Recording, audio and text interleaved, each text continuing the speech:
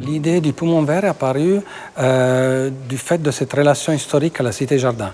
C'était pour nous important de créer des lieux publics, collectifs, autres que celui propre à l'école, une rue couverte qui est en fait comme un préau, un théâtre, un parvis, des petits jardins, des moments différents qui font que ce bâtiment ne soit pas uniquement une école, mais finalement un lieu de référence pour les habitants du quartier.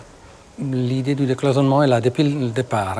Et comme je dis, elle se fait à différentes échelles, à l'échelle du quartier, mais à l'échelle aussi de la classe, avec sa relation avec le couloir en particulier.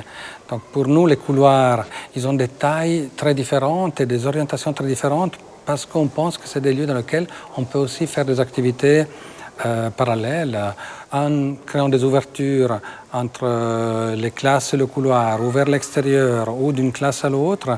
On allait compenser cette intensité spatiale par une vision vers l'extérieur. Une vision assez complexe parce qu'en réalité, on ne voit pas uniquement le premier espace au-delà de la première vitre, mais on traverse avec le regard tout le bâtiment et on voit jusqu'au quartier. Vous avez une vue panoramique et évidemment, elle est essentielle dans la perception de l'espace. J'aimerais que ça soit une école qui soit comme une maison pour les enfants.